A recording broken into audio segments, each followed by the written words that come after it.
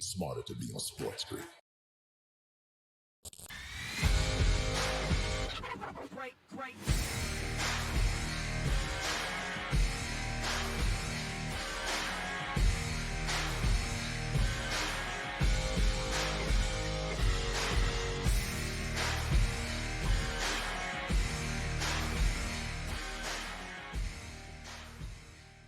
Good morning. Welcome to Fantasy Sports today on SportsGrid. I'm Craig Mish, along with Davis Maddock, as we get you ready for the upcoming fantasy baseball season. It is officially fantasy baseball draft month over the next 3 or 4 weeks. Most folks, Davis, will be drafting their fantasy baseball teams. Some have already done so.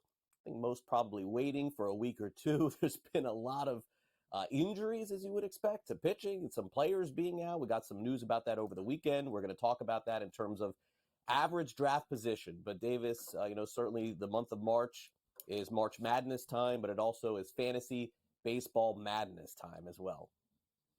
Yeah, this is really the time period I associate most with fantasy baseball. Is we mostly have a good idea of what young prospects are going to be breaking camp with the big team. We also know which ones are going to be sent back down. Generally speaking, by this time, March 9, 10, 11, we've probably had one guy who was really important for fantasy baseball already get injured, get suspended, something like that. Someone who drafted one of their main event teams in the NFBC, last weekend is sitting there saying, well, I guess I just lit $1,800 on fire because I took a guy who got injured. And this is really a good time to be locking down your opinions for the year.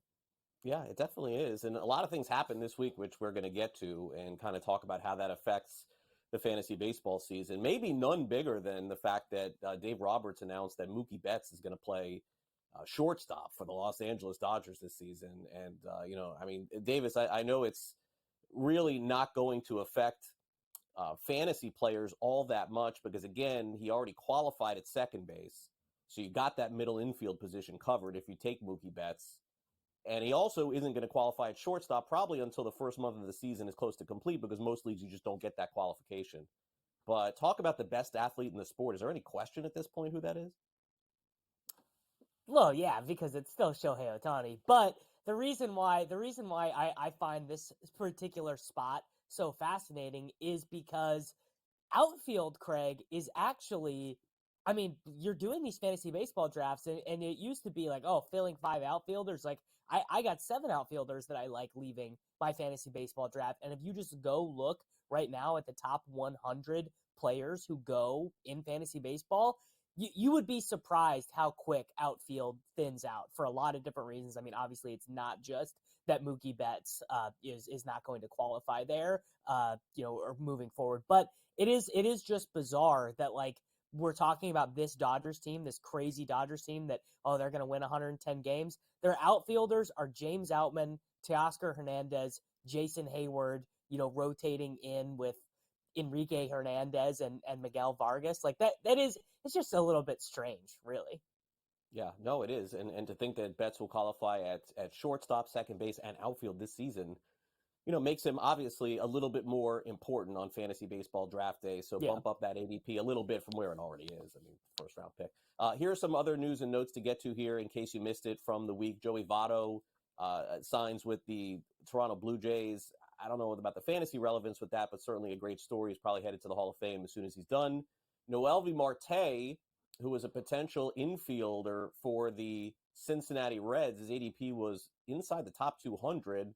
Not going to be relevant in the first half of the season. He's been suspended for 80 games. So fire up McLean and Steer De La Cruz, maybe even Heimer Candelario as well. And Brian Bayo signs a 6-year, $55 million contract extension with the Boston Red Sox. They also lose Lucas Giolito, Davis, for an extended period of time. So good news, bad news for the Red Sox. And as we said, Mookie Betts is playing shortstop. So, we could go in a number of different ways here. I guess let's start with Votto because that's the fun story. I just don't know that it's a fantasy relevant story at this point. I mean, I guess I would love for it to be a fantasy relevant story, but it's pretty hard for me to look at their lineup and be like, all right, this guy is going to play every day. And I mean, look, you got to be honest about it. Like, Joey Votto was definitely not at his best last season. If Joey Votto was at his best last season, I don't think that the Cincinnati Reds would have moved on from him. He also was injured for a good chunk of last season. It was the first time that he'd had like below league average in OPS plus since that awful 2020 year. It's just a little bit of a bummer. My first reaction to the story was, well, I mean, why does Joey Votto want to play his age 40 season for the Toronto Blue Jays after being, since 2007, being a Cincinnati Red? But obviously, the guy wants to keep playing baseball, so I get it. I just, I kind of like when these guys are on one team forever.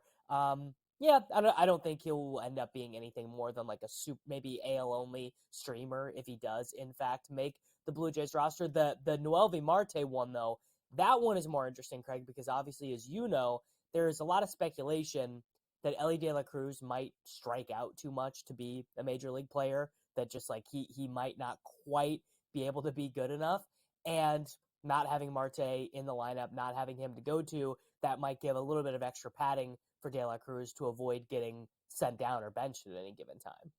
Yeah, and look, the Reds will still be okay. They have a lot of depth there. Let's not forget Jonathan India is still on the Reds too. He was rookie of the year a couple of years ago. So, they certainly are loaded.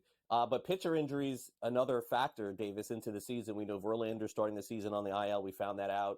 Giolito, who the Red Sox signed to a 2-year contract, I would guess he's not going to pitch in the first year of that deal as well. Sonny Gray says he's okay, but probably not going to start the season, at least initially, first time through the rotation. The Marlins are going to be missing Braxton Garrett. I mean, I guess it's this time of the year where there's really nothing you can do. It's like you're drafting, and I know I'm doing a slow draft right now, and it's like I'm on the clock for 4 hours. People are complaining, make your pick. I'm like, okay, but if I don't, maybe I can learn something. It's a tough dynamic right now. It is a tough dynamic right now. You get this all the time, the Raz Slam with our buddy Gray Albright and everything. And look, man, you would actually be stupid to be the fastest picking person in your slow draft when spring training games are going on. Now, maybe if you're picking at 10 o'clock at night, maybe you go ahead and just make your pick. But if it's 2 o'clock in the afternoon, I mean, news could be breaking at any given time. I think the Marte news actually did come through in the afternoon. It's like, what are you going to do? It's like, oh, you were on the clock in the 13th round and you were going to take Marte, but then you decided to wait, and you definitely could have benefited from that situation. Those pitching injuries, by the way, I mean, it feels like we are in for kind of an all-time bad pitching injury season. I just am getting those vibes. There was that report in The Athletic earlier in the week about they spoke to some physical therapists and some sports science guys, and basically like, we expect it to get worse. It's these sweeping pitches that the guys are throwing that are just causing a ton of tension on their elbow. And it's a war between the pitchers and the hitters, and the pitchers have to keep innovating, but they're innovating in such a way that I think is going to injure them long term. Yeah, I mean, the sweeper, you're right. That's like the new pitch. It's like everyone's like, it's a slider, but apparently there's like more torque on the elbow. So I don't know what that even means. Anyway, we're going to take a quick break here on Fantasy Sports today. We're going to take a look at the average draft position at the second base position in fantasy, which is obviously going to undergo a major change with Mookie Betts moving to shortstop. So who's left after that? We'll tell you next.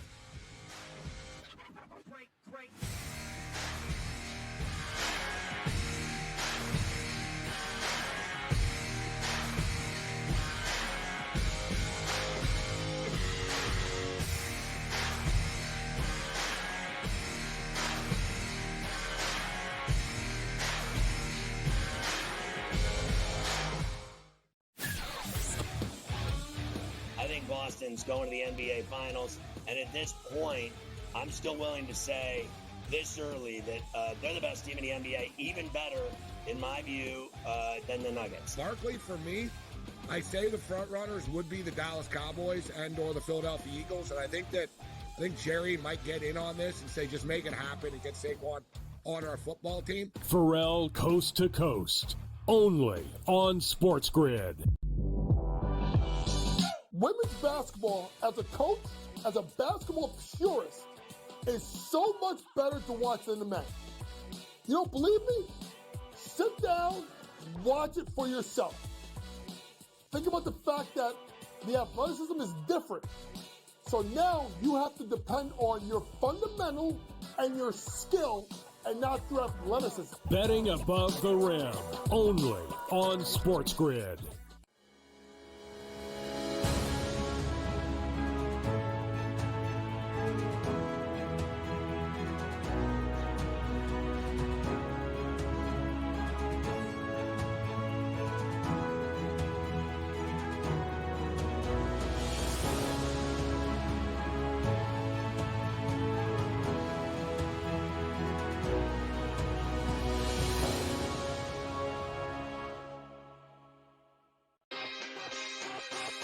The books are treating the Celtics 4 points better at minimum than maybe every single team in the NBA. And so far, I believe they've covered every game since the break.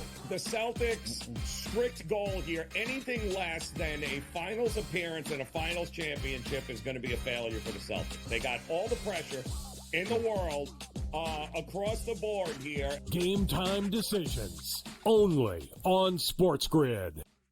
It's smarter to be on SportsGrid, your 24/7 sports wagering network. The early line. Magical and historic season in Lincoln, Nebraska continues. He is the best player in the NBA, but also in the biggest moments where the national media is watching. Newswire. Something that we have never seen happen before with one of the iconic coaches in the game. Pharrell Coast to Coast. The team covers. It's automatic. It's every time. Not sometimes. It's every time. Game time decisions. Luka is actually far more dangerous from 3 on the road this year than at home. This game here tonight, you may want to consider taking as many points as humanly possible. In-game live. Prime time. We got not 1, but 2 coaches fired systems in place. Sports Rage This Late sort of Night. has letdown written all over it. It's going to be hard to match the emotion that they played with the other night. It's smarter to be on SportsGrid.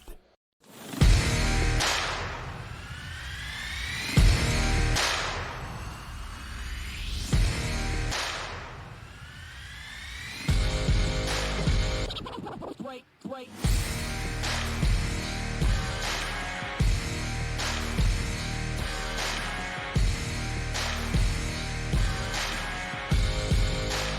Welcome back to Fantasy Sports Today on SportsGrid. I'm Craig Mish, along with Davis Maddock, as fantasy baseball draft season is underway, and it is underway here on FST and on SportsGrid. By the way, Joe Pisapia, Matt Stryker have a show tomorrow morning. Make sure you tune in. Anything that you miss on our show, maybe they'll cover it for you there. But today on our program, Davis, we're going to talk about the second base position in fantasy baseball. We have about 10 players drafted, it looks like, in the ADP inside the top 100, and some new names, I think, kind of joining the mix here. Not at the top. I think it's the familiar names that you know from last year, but players like Spencer Steer and Bryson Stott, Matt McClain are all entering inside the top 100, and really good offensive spots, I would say, for some of the players. It's really what it comes down to in a lot of these situations.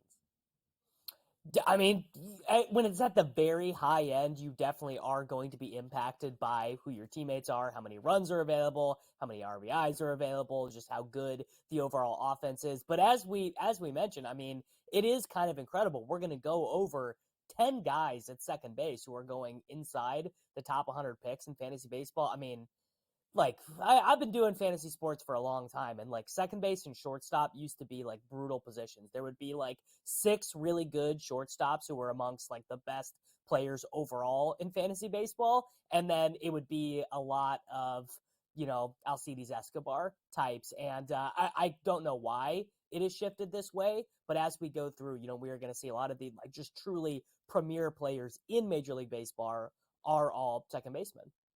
Yeah. And let's talk about some of those inside the top 50, and then we'll get a little bit deeper. But these are the easy names because, again, there'll be no surprises here, Davis, for you. So Mookie Betts is in the first round of every draft. He's at 4. There's a little bit of a drop-off there to Ozzie Albies at 20. Marcus Semien is at 27, followed by Jose Altuve, who's coming off a huge year and a contract extension, Davis, by the way. So the Astros feeling really good about him. At 36, he's an Astro for life. And then Nico Horner jumps inside the top 60 for the first time ever, up about 100 from where he was a year ago. So those are sort of the first 5. There's, you know, we'll talk about Horner, you know, extensively, I'm sure, because there's some risk involved there, but he's coming off a fantastic season with the Cubs. He is coming off of a fantastic season. I would say, obviously, he carries the most risk of any of these guys up in here. To be clear, he was amazing last year. 43 stolen bases, actually helped you in the batting average. I mean, that's so rare for a guy who you draft for stolen bases to be a positive in batting average, but 283, 281, the most recent 2 years, didn't even get past 83 strikeouts last season. And to be fair, I mean, the projection stuff is very bullish on him. His composite projection, 10 home run, 63 RBIs, 32 stolen bases, a 280 batting average. I mean, if I'm sitting there on the clock, Craig, I probably am scrolling down a little bit at second base past Nico Horner. I probably prefer Gleyber Torres. I probably prefer Spencer Steer at what they cost to Nico Horner. I mean, it's just kind of, that's more personal preference than anything else. And really, no one is better set up at second base than Ozzie Albies. I mean, all this guy has to do is just show up and do kind of the bare minimum of what he has done in the past, and he just is going to run in to such great numbers. I mean, a great example would be his 2021 season. He hits 259, 30 homers, 20 stolen bases, but he gets 103 runs and 106 RBIs in like a good season, but not a great season, because he plays for the Atlanta Braves. Like, he plays in actually better than the Dodgers, honestly, like the best lineup in the National League, probably actually in all of baseball. Well, if there's an up-and-coming lineup, it's got to be in Cincinnati. Matt McClain burst onto the scene. He had Davis last year, one of the best spring trainings of anybody in baseball. So I understand spring training doesn't mean anything, Davis, but sometimes it does. You know, like 1 out of like 10, it does. And this guy destroyed spring training last year, and now he's inside the top 60. How about that? A 5th-round pick in fantasy. Davis finally got the realization, it took 3 years, of Ha-Seong Kim of the San Diego Padres. Davis, you're right. It took you 3 years, but he's finally there, inside the top 100. And by the way, a budding superstar, I would say, right now in baseball. But look, finally last year was the year he did it. Gleyber Torres, sort of a boring player. Spencer Steer, so another red inside the top 100. And then Davis, Bryson Stott, really came in to his own last year at the end of the season and hit a huge grand slam in the postseason. And the Phillies are hoping there's even more there for him this year. Definitely. So Kim, I mean, is I think the more interesting name of this list, because I actually think he's got room to build on his power heading into his age 28 season. He clearly is one of these guys who changed his approach at the plate last season. He went from the last 3 years, 71 strikeouts, then 100 strikeouts, then 124 strikeouts last year. And obviously the astute viewer at home might be saying, well, do we want guys striking out? And the answer is, well, not really. I mean, you would prefer the strikeouts to remain neutral, but what it does mean is that a guy is trying to launch the ball more often, which we definitely do want for fantasy baseball. We don't want guys who hit 278 with 9 home runs and just walk a ton or just generate a bunch of outs via the bat instead of striking out. And that's what Kim was for the first 2 years of his career. I think I think a guy who actually could probably get to like 20 home runs, 35 stolen bases with a 260-ish batting average. Now, obviously, he does not play in as good of a lineup as he has in years past. Juan Soto departed those pastures, and we'll see what ends up happening with the San Diego Padres this year. McClain, again, pretty interesting. He's dealing with this oblique injury in spring training. Doesn't really seem like it is that big of a deal. He, again, is another one of those guys where, he's not even scratched the surface. Only 365 at-bats last year, got to 16 home runs. You mentioned the postseason heroics. He also, the projection systems, Craig, are I don't think being particularly fair to him. His composite batting average, if you look at everyone, has given him a 253. He hit 290 last year, like without, being a young guy who didn't know how to draw walks at the major league level yet. I think he could definitely improve in that category. All right, so now closing out the top second baseman in fantasy, you may be surprised to see this name at the end of the list. I think most people thought he would be near the top of the list. It's the most fascinating player really in baseball, in Luis Arraez, who's at 160 in terms of his ADP. It's sort of incredible, Davis, when you think about a guy who's going to hit 340 or 350, how little they mean to the scope of fantasy. But Andres Gimenez at 109, Ketel Marte, boring pick at this point, but you know who he's going to be, right? So Zach Geloff is very interesting in Oakland, Davis, like a 2020 guy, but will the A's just trade him? I mean, they're not going to be competing for years until they go to Vegas. Thairo Estrada, and then Luis Arias, Davis, who, again, he's going to help you so much in batting average. I think he's like more important maybe in an NL-only league because the pool is a little bit more thin, but in a mixed league, I mean, he's an incredible player. Like, he's doing things that nobody else can do, but because the other numbers aren't there, I don't think he gets the hype, and certainly he's not inside the top 10 or 15.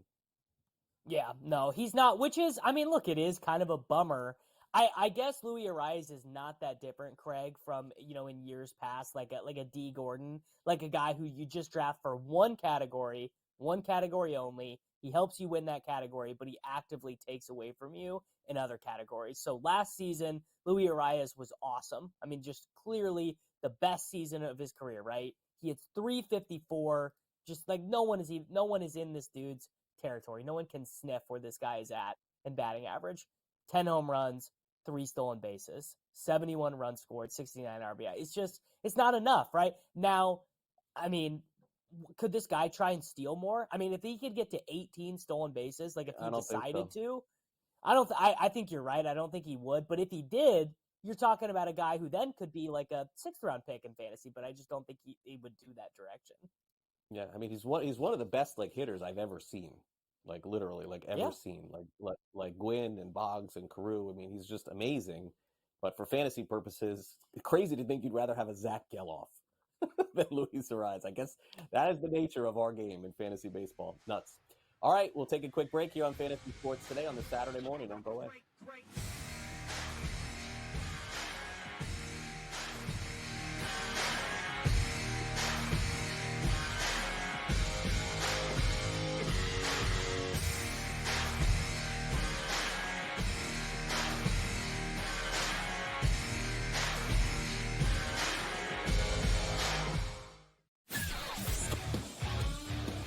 Boston's going to the NBA Finals, and at this point, I'm still willing to say this early that they're the best team in the NBA, even better, in my view, than the Nuggets. Barkley, for me, I say the front runners would be the Dallas Cowboys and or the Philadelphia Eagles, and I think Jerry might get in on this and say just make it happen and get Saquon on our football team. Pharrell Coast to Coast, only on SportsGrid. Women's basketball, as a coach, as a basketball purist, is so much better to watch than the men. You don't believe me? Sit down, watch it for yourself. Think about the fact that the athleticism is different. So now you have to depend on your fundamental and your skill and not through athleticism. Betting above the rim, only on SportsGrid.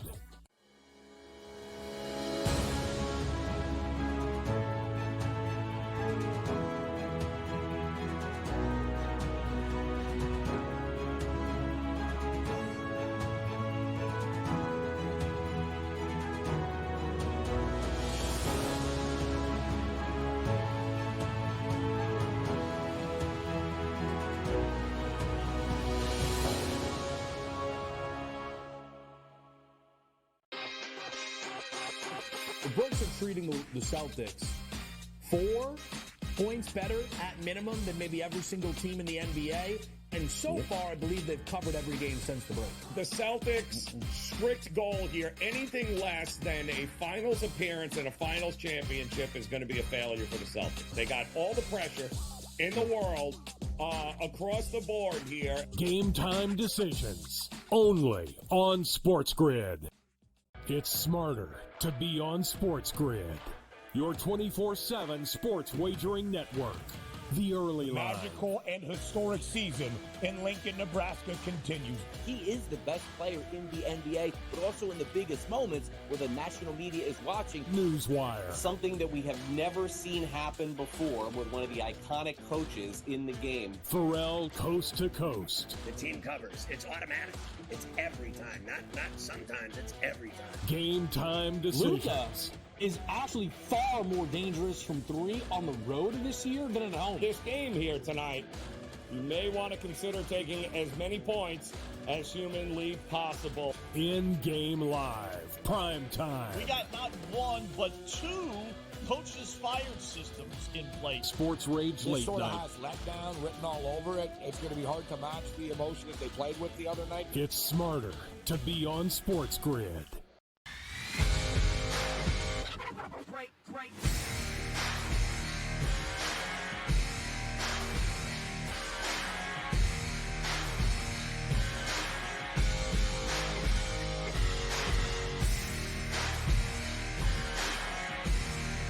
Welcome back to Fantasy Sports. Today, let's dive into the first base position. These are the NFBC average draft positions. For those of you who are not familiar, what NFBC stands for, it is the National Fantasy Baseball Championships, and this is where a lot of the money is spent as far as season-long fantasy baseball leagues that people are considering. They're called high-stakes leagues. For those of you who are not familiar, maybe this is the first time you're learning about this, which is fine. A lot of people don't know.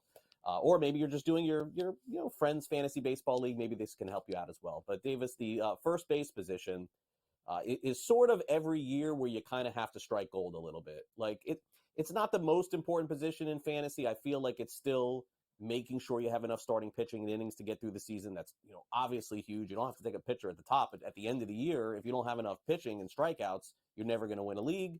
And on top of it, this is where first base I think comes in, Davis. Home runs and pitching, right? Like steals are going to work itself out. Runs are going to work itself out. If you do not get enough home runs and you find yourself in June so far back, you can't make that up. You're not going to the waiver wire to find that.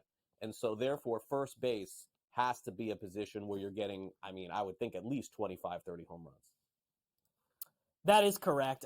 First base and like probably your first or second outfielder, generally speaking, has got to be a power guy. And it is, I suppose the weird thing is that some of the best hitters in baseball are transitioning away from that first base spot. Like, you don't have to get too far down at first base to start being like, really? Like, are we sure this is the guy who is the 13th best first baseman in fantasy baseball? Now, at the top, obviously, these guys are mega home run hitters, right? Freeman, Vlad, Bryce Harper. Would be weird for some people to see Harper's name there. But generally speaking, I've kind of seen this strategy play out for some people over, last like 5 years or so, Craig. But a lot of people actually prefer to go down at first base. They prefer to this to be one of the positions they try and make up in the aggregate. Instead of taking Matt Olson, maybe they do, an Alec Boehm, Andrew Vaughn sort of platoon later on. And I have gone the exact opposite way. I almost always want to have a premium first baseman. Yeah, I ended up with Matt Olson as mine. I just can't pass on 40 home runs. And from a guy who's been around the league 10 years, you could say the same thing about Freddie Freeman. So let's take a look here. As Freddie is on that Hall of Fame trajectory, he's inside the top 10 batting average, home runs, runs driven in, runs, plays in LA. This is a very fair ADP, I think, for him. Olson coming off the career year at 16. As Davis mentioned, Bryce Harper exclusively a first baseman now. And also, remember, missed some time last year, too, with that Tommy John. He's at 18. Davis, Pete Alonso, really interesting name, I think, going into the season. He's a free agent at the end of the year. And talk about having a great spring. This guy's hitting home runs every day in spring training in Florida. And then Vladimir Guerrero Jr. at 32, another player that's sort of, bounce back. I don't know if that's fair, but, remember, Vlad was a top 20 pick. Like, people are wanting more out of Vlad. And I think they rightfully want more out of Vlad. I think that Vlad, the story of his career outside of the one incredible season in 2021, he's mostly left people wanting. I think it's totally legitimate. 48 home runs in 2021, 32 in 2022, only 26 in 2023. Vlad's problem is very clear. He does not generate enough of a launch angle with the ball. He just hits way too many balls directly into the ground. Not saying that Vlad is bad. Not saying that you shouldn't take him at this cost. Although I do suppose if we are being truthful here, I would prefer not to take Vladimir Guerrero Jr. to be my first baseman in fantasy baseball. I the two guys who go directly behind him, Nolan Jones and Paul Goldschmidt, I think are better bets. In fact, Goldschmidt, I would maybe even you could maybe talk me into a wager of him just straight up outproducing the much younger Vladimir Guerrero Jr.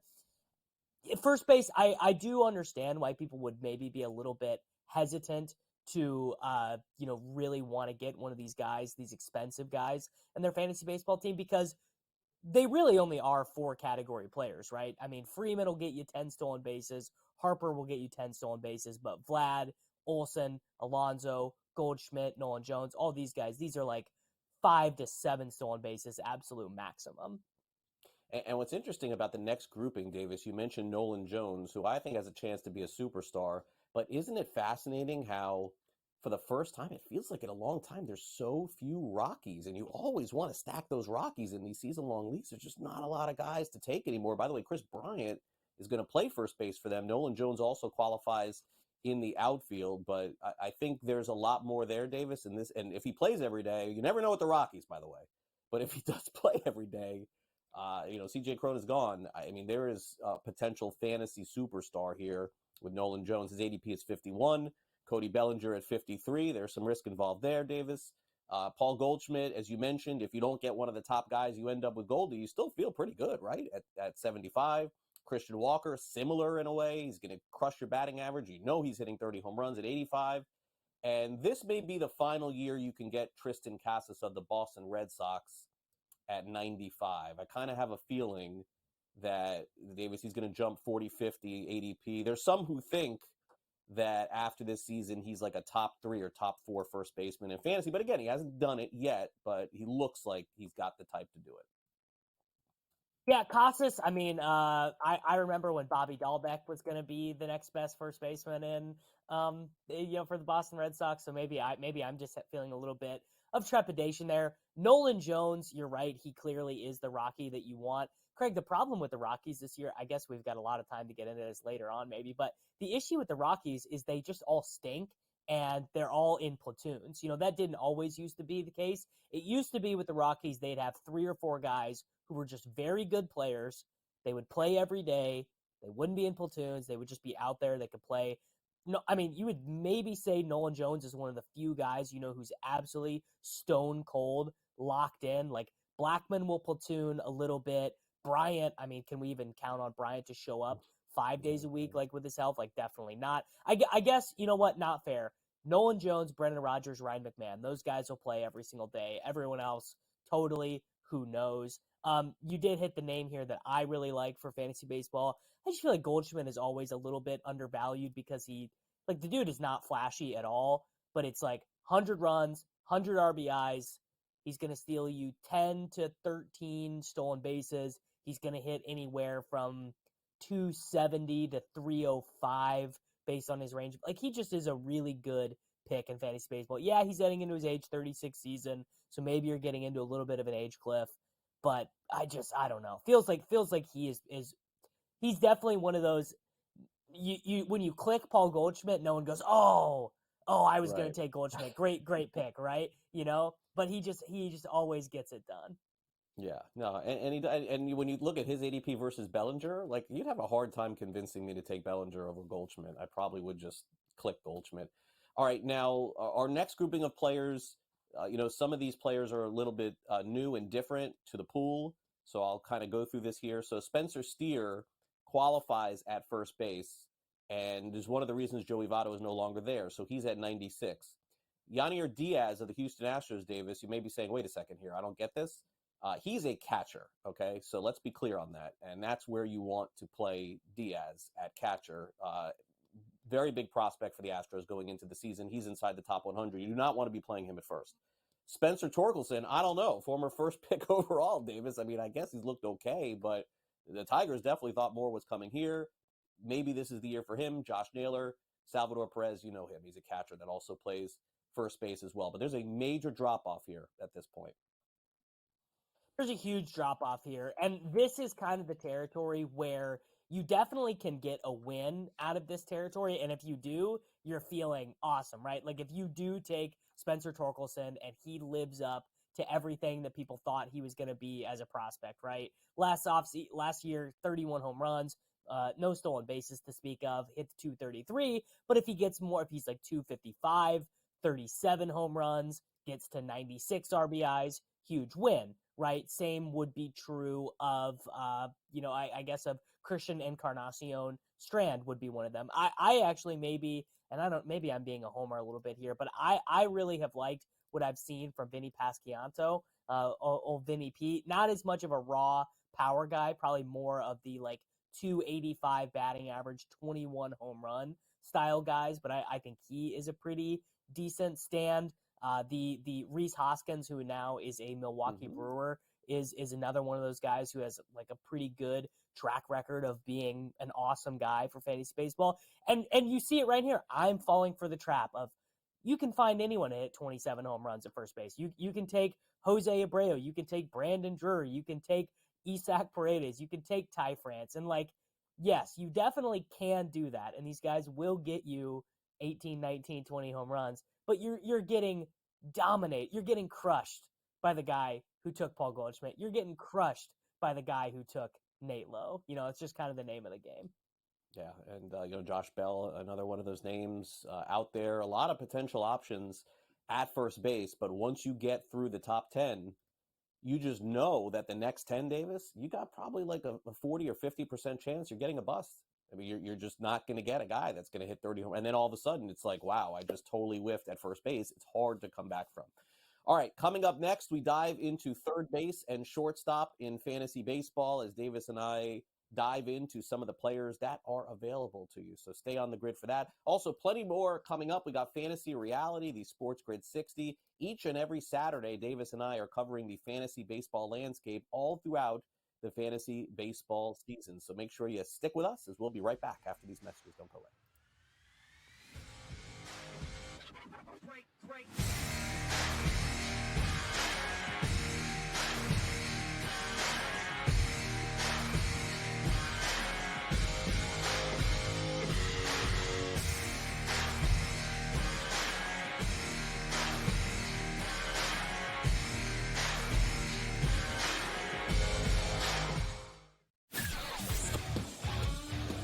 Boston's going to the NBA Finals, and at this point, I'm still willing to say this early that they're the best team in the NBA, even better, in my view, than the Nuggets. Barkley, for me, I say the front runners would be the Dallas Cowboys and or the Philadelphia Eagles, and I think Jerry might get in on this and say just make it happen and get Saquon on our football team. Pharrell Coast to Coast, only on SportsGrid.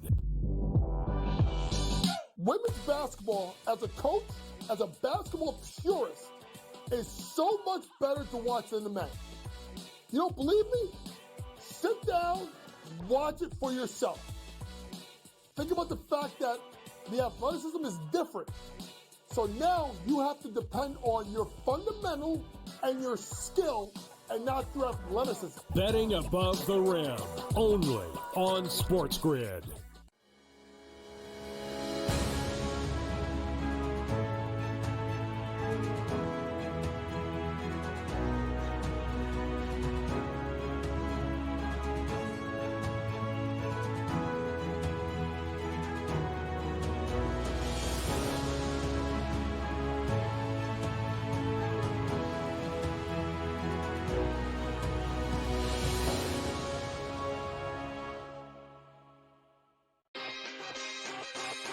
The books are treating the Celtics 4 points better at minimum than maybe every single team in the NBA. And so far, I believe they've covered every game since the break.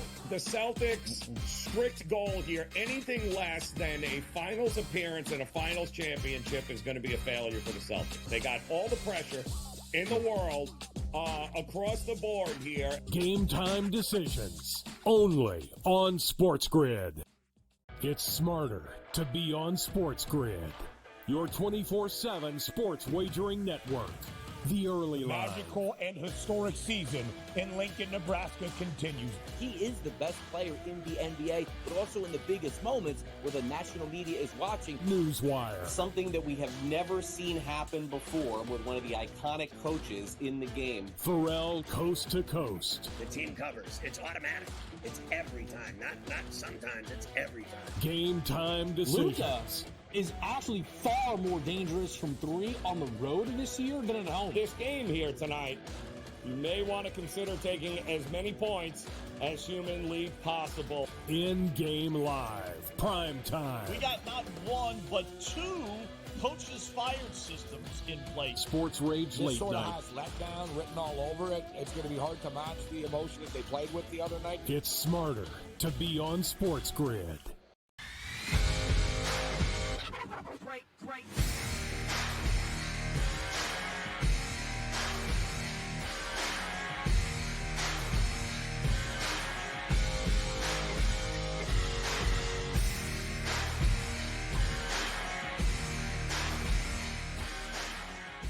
Welcome back to Fantasy Sports Today here on SportsGrid. I'm Craig Mish along with Davis Maddock. We're running through the average draft position for those of you who are drafting in fantasy baseball, the National Fantasy Baseball Champions Leagues. We're taking a look at all of the average draft positions. So this is basically what that means in layman's terms, where players are being taken, what round, what pick, etc.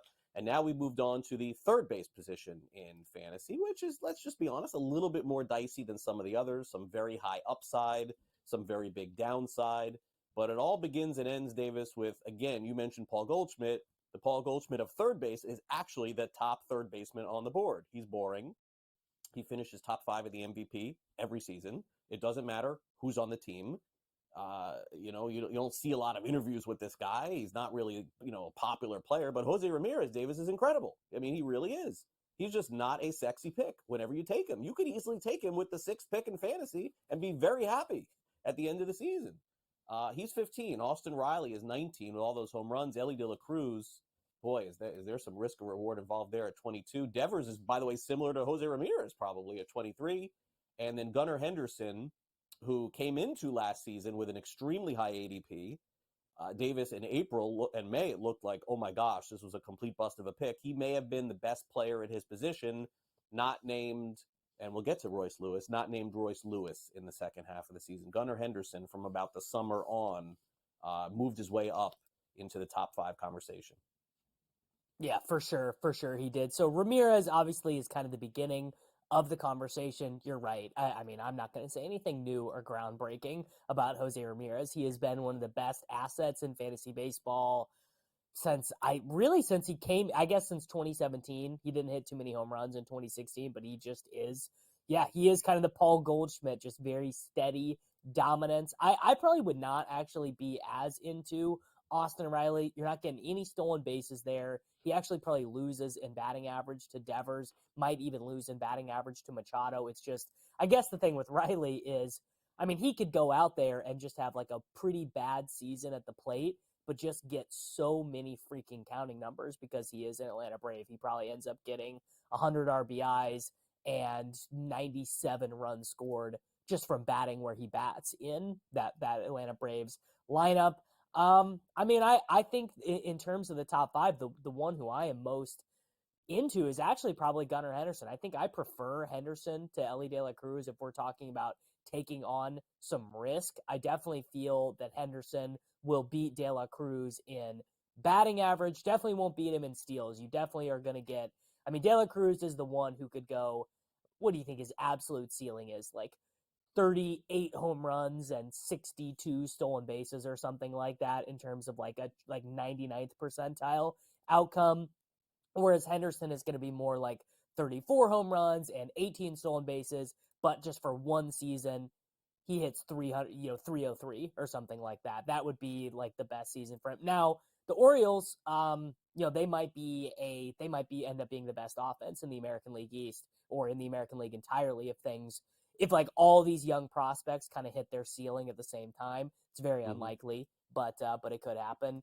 It is crazy though, Craig. I mean, the vibe I'm getting from Ellie De La Cruz, I'm getting some Mondesi vibes, not in terms of the injury, but in terms of everyone's just drafting him because the only thing they can see is the ceiling, but no one seems to care at all about the fact that this guy like could get benched or sent down to the minors. Like it's a real possibility.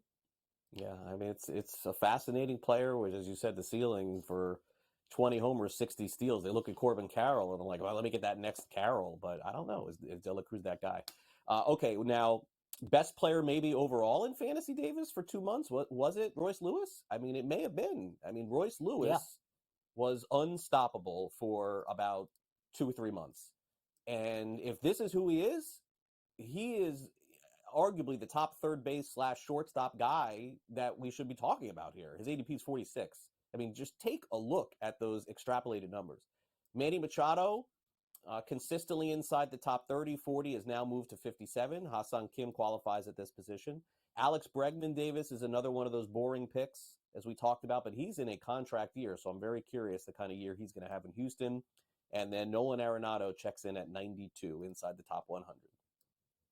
Yeah, Royce Lewis at only 217 plate appearances last year, 15 home runs, 52 RBIs, 6 stolen bases, a 309 batting average. If you do any kind of extrapolation on that, even if you start to regress him a little bit, I mean, this is a guy who has a chance to be the number one overall earner at this position. Obviously, the market is not fully bought in, and that's why you can get him where you can get him instead of having to take him in the first or second round. I mean, would you rather have Royce Lewis or Ellie De La Cruz? I don't know. You could probably talk me into either one. Definitely going to be buying on Machado. I mean, I just think Manny Machado is a very good player. There are reasons people don't like him. I memean, honestly, people are just kind of bored of him, but this is 30 home runs, very good chance of being, 90 runs, 90 RBIs. Like he's just kind of a very boring, very good. He's just been around so long. No one even really thinks twice about him anymore, but he's incredibly solid for fantasy baseball. Arenado, I mean, I missed when Nolan Arenado was an absolute force to be reckoned with because he was the best hitter for those Rocky teams back in the day. We're talking 41 home runs, 100 runs scored, 120 RBIs. I do miss that version of Nolan Arenado. It's just not he's not even the best hitter on the Cardinals anymore. Yeah, this is probably the right range to be targeting your third baseman in, though. All right, let's take a look at some others that go deeper in drafts. Spencer Steer, again, qualifies at the position. He's at 96. Josh Young looks like starting off the season a little bit banged up again, unfortunately. And Nathaniel Lowe also at first base. Texas has some injury issues. Yandy Diaz got that contract extension from Tampa Bay, making the most of it. He qualifies at third and first. Jake Berger was phenomenal for Miami. As soon as he came over in that trade with the White Sox, Davis, he was unstoppable with them. So I don't know which way you go there at 152. And then Alec Boehm, who some people, when he first came up, thought had a chance to be a superstar, took a little bit of a step back. But again, Davis still plays in that lineup where he's going to see a ton of fastballs this season.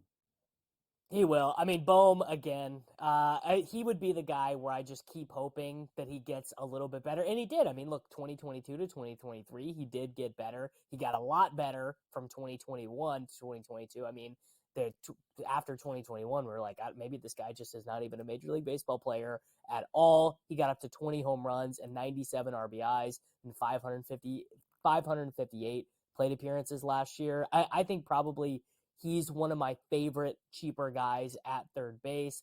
Maikel Garcia for our Kansas City Royals, a cheaper third baseman, probably get 20, 25 stolen bases from him. We talked about Ryan McMahon for the Rockies a little bit earlier. I think he's pretty interesting. We did our Rays season preview last week. Isaac Paredes, man. I mean, you're probably not gonna get very many 6 start weeks from him, just the way that the Rays work. But if he duplicates anything like what he did last year, even in 480 plate appearances, just absolutely giant win there, no doubt about it, at third base. All right, so that's our third base preview. Now let's move over to shortstop. In years past, in fantasy sports, Davis, I would say in general, you can always make the case for the first pick to be the second pick and the second pick to be the first. It's like a rare year when a season happens like this year where Ronald Acuna Jr. is the consensus number one. He's going number one in, I think, 99% of drafts this year. But would you say that the biggest consensus number two, in a long time, is Bobby Witt Jr.? It's obvious. There's no 3. It's Witt at 2, period, point blank. And by the way, we talked about hot finishes to the season. Witt was one of the best players in baseball after the All-Star break. Mookie Betts will be at 4 when he qualifies at short eventually. Trey Turner is there at 12. He was the first or second pick in fantasy last year. Corey Seager's at 21. He just started spring training, Davis, so I assume he'll be ready for the season, but he's just getting back into games. And then you have, again, Ellie De La Cruz at 22. But it's one of those things where it's like if you're drawing the numbers for fantasy and you get one, you're like having a huge party because you're getting Acuna. And if you get two, you're like, all right, I'm not having a huge party, but I'm still having a party. I'm very happy with Witt at 2. You have to be super happy with Witt at 2. I mean, you're getting 30 home runs, you're getting 40 stolen bases, you're getting 100 runs scored. We'll see how many RBIs he's able to get. The Royals actually tried a little bit this offseason, so maybe they won't be, truly despondent to watch play baseball. I mean, yeah, Bobby Witt is he's the perfect guy for fantasy baseball. And I mean, we just went through all these names: Witt, Betts, Turner, Seager. We already talked about De La Cruz. Like, shortstop, man, you better not try and do cheap at shortstop. You better not try and make Anthony Volpe and Carlos Correa your tandem at shortstop. It's just not going to work because these guys. I mean, every guy in the top 5 here is like a potential 30-30 guy, and you're just going to need players like that who are also hitting 280 and also scoring 97 runs to win your fantasy baseball league. Like, it is a huge advantage.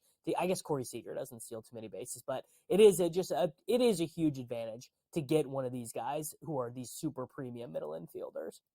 All right, let's move on from there. We have our first conversation about a few players here. Francisco Lindor checks in at 24. Gunnar Henderson, again, qualifies at short, so he's there at 29. Bo Bichette, Davis is down from where he was a year ago. His ADP is 35. CJ Abrams is way up for the Washington Nationals. Look how many home runs and steals that guy had last year. If he repeats that, how does his ADP at 37? I'm not sure. And then Nico Horner, again, qualifies at short. He's at 55. He is at 55. Henderson, I mentioned, I really like. Abrams, I think, is he kind of fits in that Ellie De La Cruz category where it's like, yeah, he definitely has a lot to build on. In fact, he probably has more to build on than De La Cruz. He did strike out a ton, 32 walks to 118 strikeouts last year, but he got a lot better as the season went on. That is definitely one of the keys. De La Cruz didn't really. In fact, De La Cruz got a little bit worse as the season went on, but Henderson would be my pick of this group here, this second group.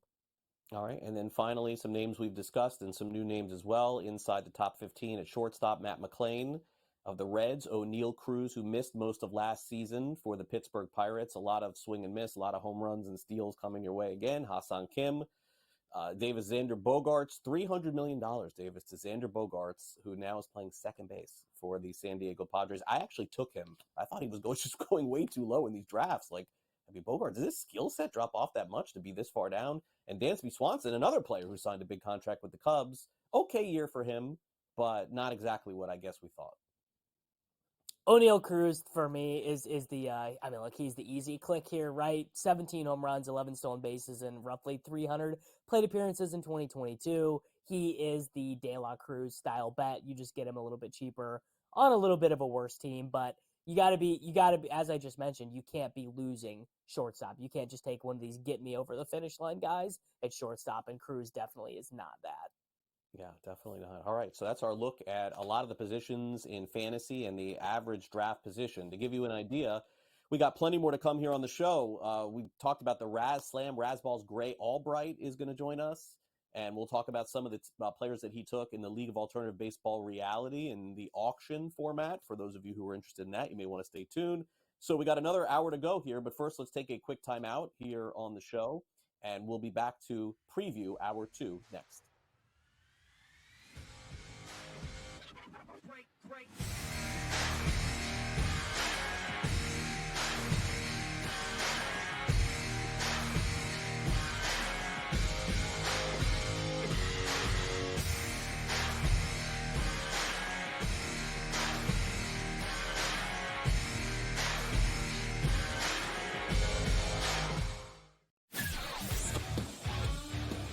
Boston's going to the NBA Finals, and at this point, I'm still willing to say this early that they're the best team in the NBA, even better, in my view, than the Nuggets. Barkley, for me, I say the front runners would be the Dallas Cowboys and or the Philadelphia Eagles, and I think Jerry might get in on this and say just make it happen and get Saquon on our football team. Pharrell Coast to Coast, only on SportsGrid. Women's basketball, as a coach, as a basketball purist, is so much better to watch than the men. You don't believe me? Sit down, watch it for yourself.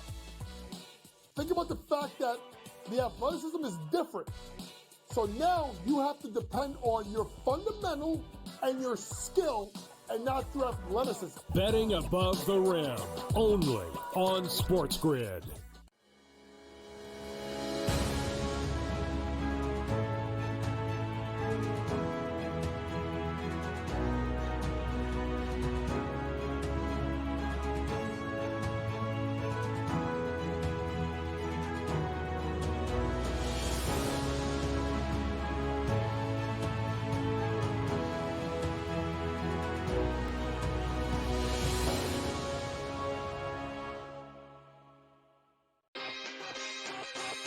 The books are treating the Celtics 4 points better at minimum than maybe every single team in the NBA. And so far, I believe they've covered every game since the break. The Celtics' strict goal here, anything less than a finals appearance and a finals championship is going to be a failure for the Celtics. They got all the pressure in the world across the board here. Game time decisions, only on SportsGrid. It's smarter to be on SportsGrid, your 24/7 sports wagering network. The early line. Magical and historic season in Lincoln, Nebraska continues. He is the best player in the NBA, but also in the biggest moments where the national media is watching. Newswire. Something that we have never seen happen before with one of the iconic coaches in the game. Pharrell coast to coast. The team covers. It's automatic. It's every time. Not sometimes. It's every time. Game time decisions. Is actually far more dangerous from 3 on the road this year than at home. This game here tonight, you may want to consider taking as many points as humanly possible. In-game live, prime time. We got not one, but 2 coaches fired systems in place. Sports Rage This Late sort of Night. has letdown written all over it. It's going to be hard to match the emotion that they played with the other night. It's smarter to be on SportsGrid. Great.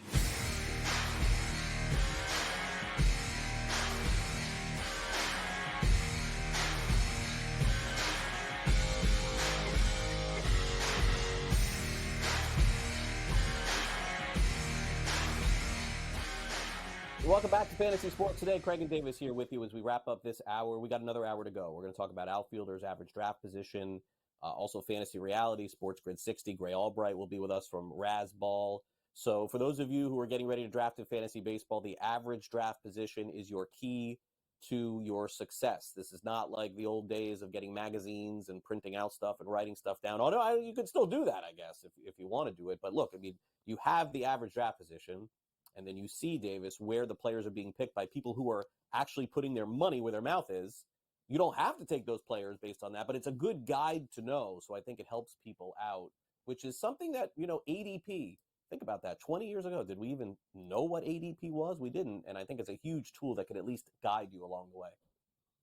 Yeah, it definitely is. I mean, Craig, I have been playing fantasy baseball and fantasy football for so long. I do remember the magazines, and I don't know, maybe I'm alone in this, but I still buy the magazines, man. Like when I am out, I'm going to go to the grocery store later today and I'm hanging out and I see, my friends work on these magazines. My friends do these things. Like I will buy the magazine. I will buy, the NBC Sports Fantasy Baseball magazine. I will buy the fantasy football magazines every single year. I mean, one, it's cool. And I do remember, I bet you've had this experience where, you did an article or you participated in one of the drafts in these magazines, and then you show up to the draft and you have the magazine. You're like, oh, look, my name is in here. Like I am accomplished. I did something in the world that we did here. And you're so right about ADP. I mean, when did this really get popularized as a concept? Probably about 10 years ago, I would guess, but definitely not like super recently. Yeah, no, it's just common now. And, there are a lot of people who don't even know what that is. They just have their rankings and people, it is the other word for rankings. I guess that's fair, right? Like instead of using the word rankings, we use average draft position. That's kind of where we go with it. Okay, so let's take a quick time out here on Fantasy Sports Today. We'll be back in less than 2 minutes. Don't go away.